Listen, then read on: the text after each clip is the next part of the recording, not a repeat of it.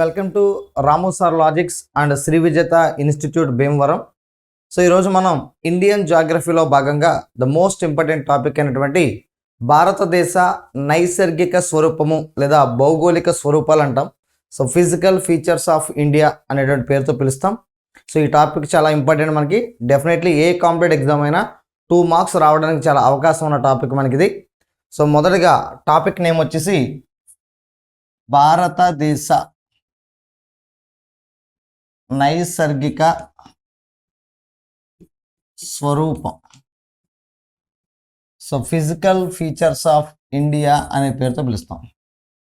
బేసిక్గా మనం నైసర్గిక స్వరూపం అంటే మానవుడి యొక్క నైసర్గిక స్వరూపం అంటే తల, మొండెం, కాళ్ళు, చేతులు ఏ విధంగా చెప్తామో భారతదేశానికి కూడా కొన్ని విశిష్టాత్మక నైసర్గిక స్వరూపాలు ఉన్నాయి. ఆ వాటిని గురించి వర్ణించడమే ఈ భారతదేశ నైసర్గిక స్వరూపం కాన్సెప్ట్ యొక్క ముఖ్య ఉద్దేశం. ఏంటి సార్ భారతదేశానికి ఉన్న నైసర్గిక స్వరూపాలు అంటే, భారతదేశంలో మొత్తంగా మనకి 6 రకాల నైసర్గిక స్వరూపాలు ఉన్నాయి. మీకు కొన్ని పుస్తకాలు 5 అని చూపిస్తే మొత్తంగా 6 రకాల నైసర్గిక స్వరూపాలు కలిగి ఉన్నాయి. అందులో మొట్టమొదటి నైసర్గిక స్వరూపం ఏదంటే మనకి ఇది మనం భారతదేశం అనుకుంటే, ఈ భారతదేశానికి మనకి ఉత్తరం నుంచి దక్షిణానికి కనుక మనం గమనించినట్లయితే ఉత్తరాన మనకి ఎత్తైన పర్వతాల స్వరూపం కనబడుతుంది. వీటినే మనం ఏం పిలుస్తామంటే హిమాలయాలు అంటే ఇదమ్మా హిమాలయాలు. భారతదేశానికి ఉన్నటువంటి మొట్టమొదటి నైసర్గిక స్వరూపం పేరు హిమాలయాలు అంటామా, హిమాలయాలు. వీటిని గ్రేట్ మౌంటైన్స్ అనే పేరుతో పిలుస్తాం. మరి హిమాలయాలు అంటే మంచుతో నిర్మితమై ఉంటాయి. అవన్నీ కూడా ఆ మంచు నిరంతరం కరుగుతూ ఉంటుంది. నిరంతరం ఆ కరిగినటువంటి మంచుతో ఏర్పడిన నీరుని మనం హిమనీ నదం అనే పేరుతో పిలుస్తాం. Melting of ice water is called glacier. హిమాలయాల్లో మంచు కరిగి ఏర్పడిన నీటిని హిమనీ నదం అనే పిలుస్తాం. హిమనీ నదం ఇది ఆల్రెడీ నదీ వ్యవస్థలో మనం చూసాం.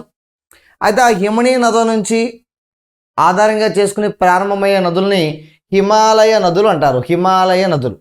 అలా మనకి హిమాలయలో ఆవిర్భవించినటువంటి గంగా నది, దాని ఉపనదులు, సింధు నది, దాని ఉపనదులు, బ్రహ్మపుత్ర నది, దీని యొక్క ఉపనదులు, ఇవన్నీ కలిసి ఏర్పరిచినటువంటి నైసర్గిక స్వరూపం పేరే మనకి రెండవ నైసర్గిక స్వరూపం పేరు ఉత్తర మైదానం అంటాము. ఉత్తర మైదానం. ఎందుకంటే ఈ నదులు పర్వతాల పైనుంచి, పీఠభూముల నుంచి కిందకు ప్రవహిస్తున్నప్పుడు ఆ పర్వతాల పైన ఉన్నటువంటి వివిధ రకాల రాళ్లను, మట్టిని, different type of rocks, different type of sand తీసుకుని కిందకి తీసుకొచ్చి ఒక చోట ఆ మట్టి, ఆ రాళ్ళు నిక్షిప్తమై ఉంటాయి. అలా మట్టితో నిక్షిప్తమైన ఆ ప్రాంతాన్ని ఏమనిపిస్తూ ఉంటాం మనం మైదానం అంటాము. మైదానం. అయితే ఈ మైదానం ఉత్తరాన ఉందా, దక్షిణాన ఉందంటే ఉత్తరాన ఉంది కాబట్టి దీన్ని ఉత్తర మైదానం అంటాం. ఉత్తర మైదానం. అయితే ఈ ఉత్తర మైదానం అనేది నదులు తీసుకొచ్చాయి. ఏ నదులు ఎక్కువగా ఈ మట్టిని తీసుకొచ్చాయంటే గంగా, సింధు నదులు తీసుకొచ్చాయి కాబట్టి వీటిని గంగా సింధు మైదానం అనే పేరుతో కూడా పిలుస్తారు దీన్ని. సెకండ్ ఫిజికల్ ఫీచర్ ఏదంటే మనకి ఉత్తర మైదానం లేదా గంగా సింధు మైదానం పిలుస్తాం. భారతదేశంలో మొత్తం ఎన్ని రకాల నైసర్గిక స్వరూపాలు ఉన్నాయమ్మా? 6 ఉన్నాయి. 6 ఫస్ట్ వన్ ఏంటి? హిమాలయాలు. రెండవది ఏంటి? ఉత్తర మైదానం లేదా గంగా సింధు మైదానంగా పిలుస్తాం. మరి మూడవది ఏదనంటే భారతదేశంలో ఈ గుజరాత్ నుంచి ఢిల్లీ వరకు విస్తరించినటువంటి ఈ పర్వత సమూహాన్ని మన ఆరావళి పర్వతాలు అంటారు. ఈ ఆరావళి పర్వతాలకి పరాన్ముఖ దిశలో ఉన్నటువంటి ఈ ప్రాంతం అంతా కూడా మనకి చాలా తక్కువ వర్షపాతాన్ని కలిగి ఎక్కువ ఉష్ణోగ్రతను కలిగి ఉండడం వల్ల ఎడారి ప్రాంతంగా ఆవిర్భవించింది. మనకి మూడవ నైసర్గిక స్వరూపంగా దేన్ని పిలుస్తామంటే మూడవది గొప్ప ఎడారి. దీన్నే మనం గ్రేట్ డెజర్ట్ అనే పేరుతో పిలుస్తాము. గొప్ప ఎడారి, గ్రేట్ డెజర్ట్. ఇదే విధంగా మనకి ఈ భారతదేశం యొక్క సౌత్ ఇండియన్ యొక్క షేప్ ఈ షేప్ మనం గమనించినట్లయితే ఇది మనకి ద్వీపకల్ప ఆకారంలో ఉంది.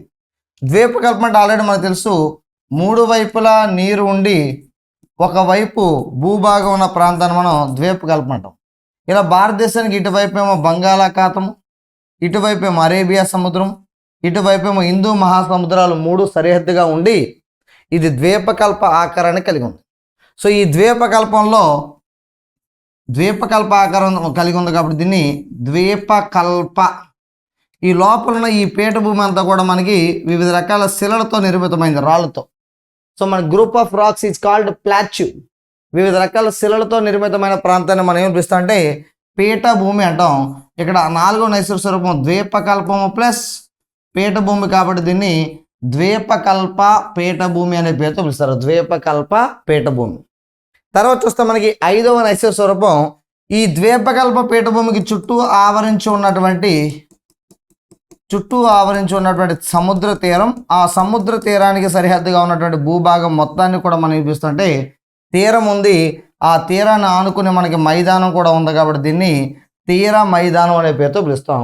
సో 5th ఫిజికల్ ఫీచర్ ఏంటంటే మనకి కోస్టల్ ప్లెయిన్స్, దీన్నే తీర మైదానం అనే పేరుతో పిలుస్తాం. తీర మైదానం 1 హిమాలయాలు, 2 ఉత్తర మైదానం లేదా గంగా సింధు మైదానం, 3 గొప్ప ఎడారి, 4 ద్వీపకల్ప పీఠభూమి, 5 తీర మైదానము, 6వది ఏదనంటే ఈ బే ఆఫ్ బెంగాల్లో కొన్ని దీవులు ఉన్నాయి, ఇక్కడ అరేబియా సముద్రంలో మనకి కొన్ని దీవులు ఉన్నాయి.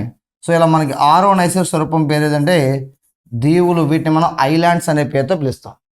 So 6 types of physical features in India. The first one is Himalayas, and second one is northern plains, and third one is great desert, and fourth one is peninsular plateau, and 5th one is coastal plains, and 6th one is islands. So మొత్తం ఈ యొక్క 6 రకాల నైసర్గిక స్వరూపాల గురించి పూర్తి సమాచారాన్ని తెలియపరిచేటువంటి topic పేరే మన భారతదేశ నైసర్గిక స్వరూపం అనే పేరుతో పిలుస్తాం. మరి మొత్తం 6 రకాల నైసర్గిక స్వరూపాలు మనకి మొట్టమొదటి నైసర్గిక స్వరూపం ఏంటంటే హిమాలయాలు. సో ఆ హిమాలయాల గురించి చూద్దాం మనం.